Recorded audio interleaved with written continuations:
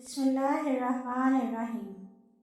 आज इस वीडियो में मैं आपको किसी की ज़िंदगी का एक सबक आमोज़ सच्चा वाक़या बताने जा रही हूँ। इससे पहले मेरे यूट्यूब चैनल सुख कहानी को सब्सक्राइब करके बेल नोटिफिकेशन को ऑन कर दें ताकि आप आने वाली तमाम चैनल अपडेट से आगाह रहें। मैंने जब से आँख खोली मेरी दादी बची हुई सूखी रोटी खाती और जानवरों के बाड़े में जाकर सो जाती थी। न जाने उन्हें क्या बीमारी लग चुकी थी। पिछले कई माह से उन्हें मुसलसल खांसी आ रही थी जो अब ठीक होने का नाम ही नहीं दे रही थी। मगर इसके बावजूद अम्मी इनसे सारे काम करवाया करती। अभी भी अम्मी ने उन्हें खाना बनाने को कहा। वो खांस खांस कर अब सीने पर हाथ रखे बमुश्किल उठी और अम्मी के कहने के मुताबिक खाना बनाने लगी। खाना अभी आधा ही बना था कि अम्मी ने इनसे चाय बनाने की फरमाइश कर दी। दादी को शदीद खांसी लगी हुई थी। वो खांस भी रही थी और चाय भी बना रही थी। अम्मी को तो वैसे ही उनकी खांसी से मुसलसल चुड़ महसूस होने लगी थी। अम्मी ने जब दादी को खाने के ऊपर खांसते हुए देखा तो उन्हें इनसे घिन सी महसूस होने लगी। जब दादी चाय और खाना बनाकर अम्मी के सामने रखने लगी तो अम्मी ने एक ही लम्हे में चाय और खाने की ट्रे उलट दी। गर्म चाय दादी के पाँव पर गिरी तो जलन से वो बिलबिला उठी, जबकि खाना सारा उनके कपड़ों पर और फर्श को आलूदा कर चुका था। अम्मी गुस्से से उनकी जानिब देखते हुए बोली, ले जाओ ये खाना और खुद ही खाओ। पता नहीं कैसे बनाती रही हो, खांस खांस का जरासीम इसमें शामिल करती रही। मैं तो नहीं खा रही ये खाना, जाओ बाहर से मेरे लिए खाना लेकर आओ। दादी खांसते हुए कभी जलते पाँव को देखती तो कभी सालन से भरे हुए कपड़ों को। उन्हें समझ न आई कि अपना हुलिया दुरुस्त करूं या पैरों पर बंधे छालों पर कोई दवा लगाऊं। मगर अम्मी का हुक्म तो शायद सबसे पहले मानना था।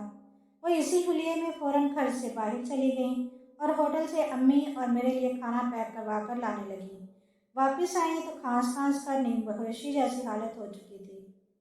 मगर इसके बावजूद अम्मी ने इन पर ज़रा भी तरस न खाया और सारा खाना खुद और मुझे खिलाने लगी।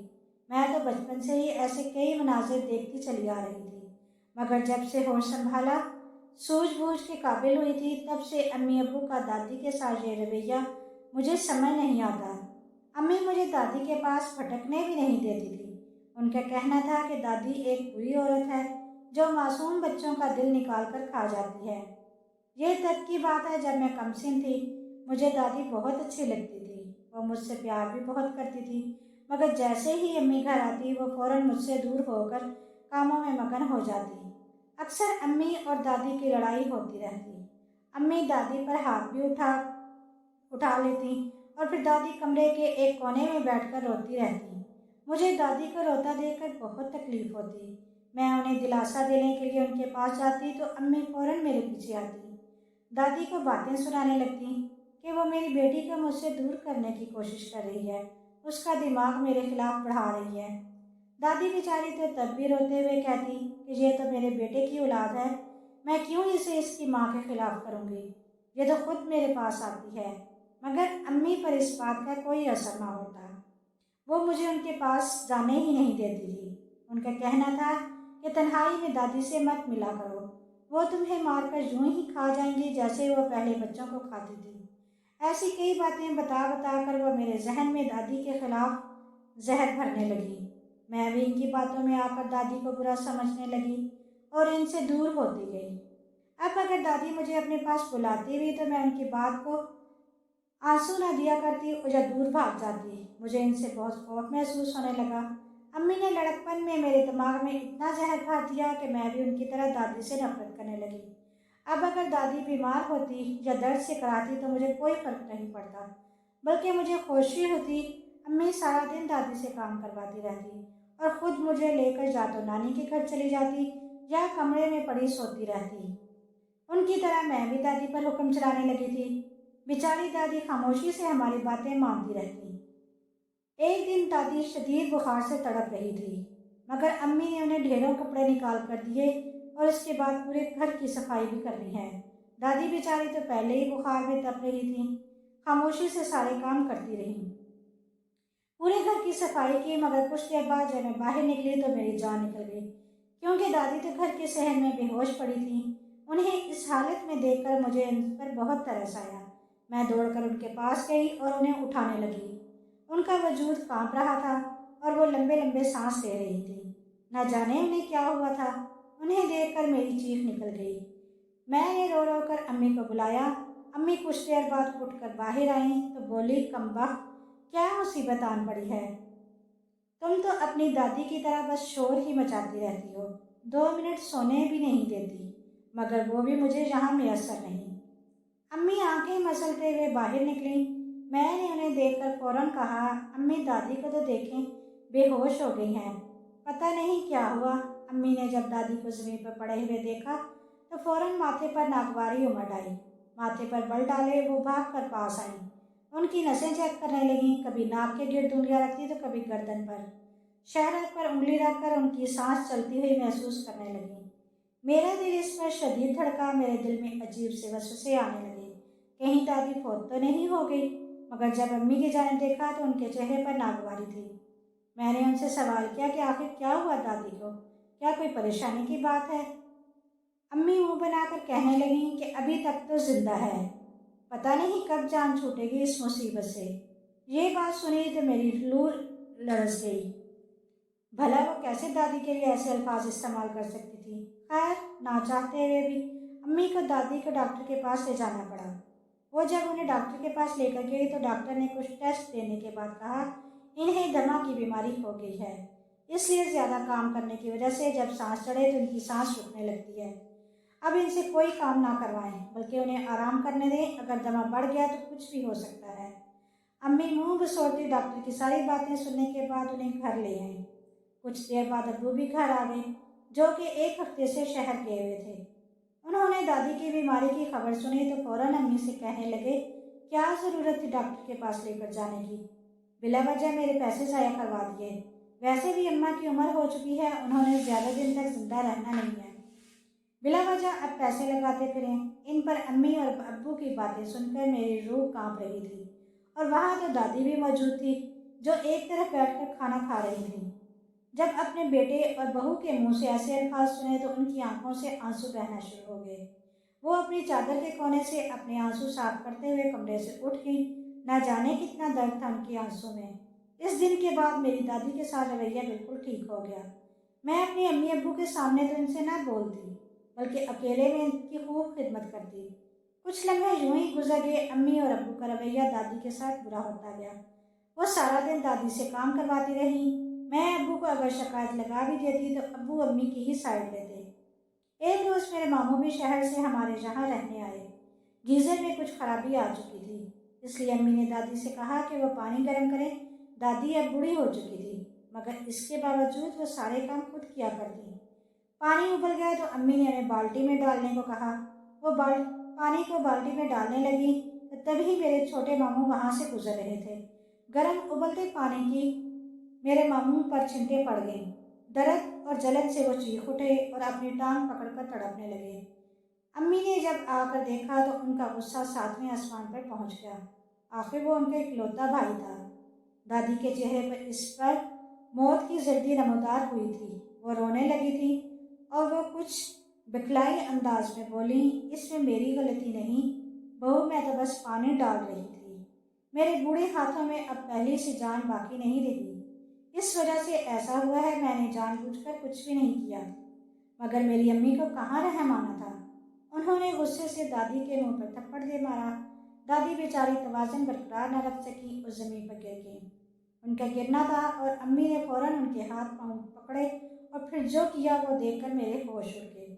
मैं सांस लेना भूल चुकी, मेरा वजूद कांपने लगा। न जाने दादी पर क्या गुजरी होगी।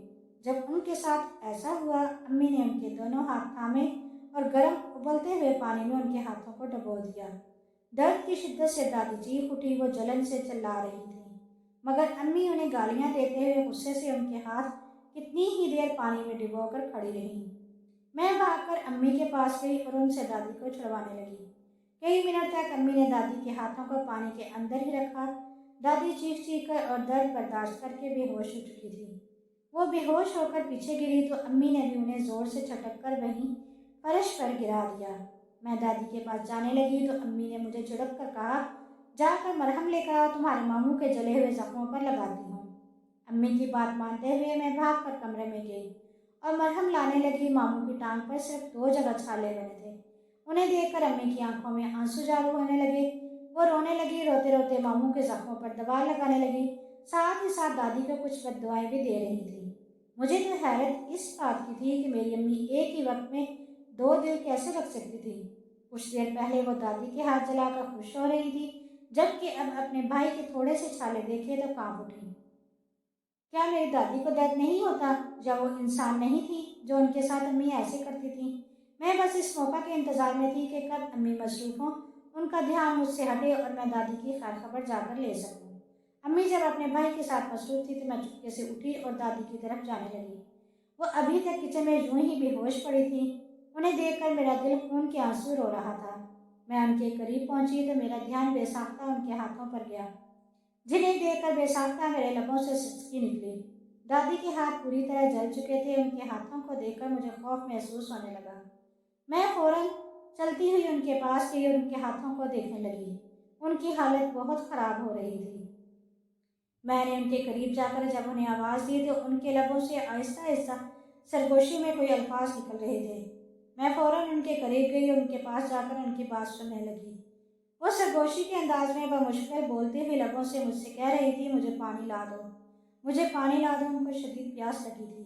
मैंने फौरन गिलास में पानी डालकर उनके मुंह में डालने लगी, मगर वो लेटी हुई थी। उनसे पानी मुंह में जाने के बजाय बाहर गिर रहा था। मैंने एक हाथ से उनके लबों को खोला और चम्मच की मदद से उन्हें पानी पिलाने लगी। उनके हलक से चंद बूंदें नीचे उतरी और देखते ही देखते वो होश में आ चुकी। उनकी आंखों से आंसू बहने लगे और मैं उनको गले से लगाकर रोने लगी। उनके हाथ बुरी तरह जल चुके थे और छालों से फटकर खून बहने लगा। उनके जख्मी हाथ देखकर मेरे दिल पर बेचैनी सी उतर आई। उनके जख्मों पर मक्खियाँ भिनभिना रही थीं और चींटियाँ चलने लगीं। मैंने जब ये मंजर देखा तो फौरन उनका हाथ थामकर मक्खियों को दूर करने लगी और उनके जख्मों को साफ करने लगी। मुझे अब मज़ीद बर्दाश्त ना हुआ तो मैं फौरन अम्मी के पास गई और उन्हें बताने लगी कि अम्मी, दादी की तबीयत बहुत बुरी तरह ख़राब है।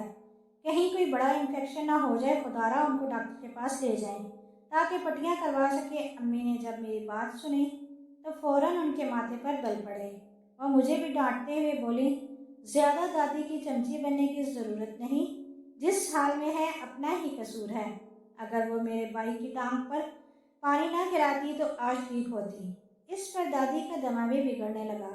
उनके चेहरे का रंग जर्द पड़ने लगा। उनकी आंखों से मुसलसल आंसू बह रहे थे, जबकि जलने का दर्द तो वही जान सकती थी। इस वक्त उनके सीने में अब्बू घर आए तो मैंने दादी की हालत के बारे में बताया, मगर अब्बू को भी इससे कोई ख़ास सरोकार न था। वो बोले कि तो इसमें इन्हीं की गलती है, ध्यान से काम करना चाहिए था। क्यों जलाई थी टांग उसकी? अब घर में जो मरहम पड़ी पट्टी पड़ी है उसी से उनका इलाज कर दो। मैं उन्हें कमरे में ले गई। वो कुछ ही देर बिस्तर पर लेटी थी कि अम्मी कमरे में दाखिल हुई और उनके जख्मों को देखकर वो बेचैन थी। अपनी आंखें बंद करके बोली कि इस बुढ़िया के हाथ कितने खौफनाक हो गए हैं। मेरा तो दिल खराब होने लगा। इतनी खराब औरत को मेरे कमरे में क्यों ला कर रख दिया? कहीं मेरा बिस्तर खराब न कर दे। उन्होंने फौरन दादी को उठाया और बोली कि जाकर बाड़े में लेटो, मेरे घर को गंदा मत करो। जब मैंने उनके मुंह से ये अल्फाज सुने तो मेरे पैरों के नीचे से ज़मीन निकल गई। बाड़े में तो मवेशी रखे जाते थे, अब क्या ये नौबत आ गई थी कि मेरी दादी वहाँ जाकर सोएंगी? उन्होंने नींद बेहोशी की हालत में भी दादी को धक्के देते हुए वहाँ से भेज दिया। हमने कुछ माल मवेशी भी रखे हुए थे जिनका एक अलग कमरा था। दादी बेचारी रोती हुई खामोशी से इस बाड़े में जाकर बैठ गई। उन्हें यूं बैठे देखकर मेरी आंखों में आंसू आने लगे। उनका जख्म मजीद खराब हो गया। वो एक कपड़े की मदद से अपने जख्मों से रिश्ता हुआ पानी साफ करती रहती, मगर ना तो उनके पास दवा मौजूद थी और ना ही कोई साफ कपड़ा जिसकी मदद से जख्म को साफ किया जा सकता। इतना सब कुछ होने के बावजूद भी अम्मी को उन पर रहम न आया। उन्होंने दादी को कोसों दूर रख दिया। अब वो इनसे ना तो अपने कपड़े धलवाती और ना ही बर्तन, मगर पूरे घर का झाड़ू पोंछा उन्हीं से करवाती। दादी के हाथों पर बने छाले और ख़राब होते गए और जब वो अपने हाथों से झाड़ू को पकड़ती तो उन्हें शदीद तकलीफ होती। उनके छाले दोबारा से फट जाते और जख्म दोबारा ताज़ा हो जाते। वो फिर भी इन्हीं से काम करती रहती। खाने का वक्त होता तो वो बचा हुआ खाना उन्हें दे देती। कभी सूखी रोटी होती तो कभी खराब आटे की रोटी। इस दिन सुबह सुबह अम्मी दादी के हाथ पर सारे काम की जिम्मेदारी सौंपकर खुद अपने किसी जानने वाले के घर चली गई। मुझे कह कर गई कि सारा काम दादी से करवाना। खुद खबरदार जो किसी काम को हाथ भी लगाया तो मैंने फौरन हामी भर ली। सर्दियों के सर्द दिन शुरू हो चुके थे। अम्मी जूं ही गई तो मैं फौरन दादी को बाड़े से उठाकर कमरे में ले आई। उनका वजूद इंतहाई कमज़ोर हो चुका था। अब तो वो अक्सर कांपती रहती। कमरे में आकर वो बैठी तो रोने लगी, कहने लगी मजीद अजियत अब मुझसे बर्दाश्त नहीं होती। एक तो मौत भी मुझे आजमाती फिर रही है, ये भी आ जाए तो मुझे सुकून हो जाए। कम अज़ कम ऐसी दर्दनाक जिंदगी से तो छुटकारा मिल जाएगा। दादी को रोता देखकर मैं भी रोने लगी और उनके सामने हाथ जोड़कर बोली, काश दादी मैं आपके लिए कुछ कर सकती, मगर मैं बेबस हूँ। न जाने मेरे माँ बाप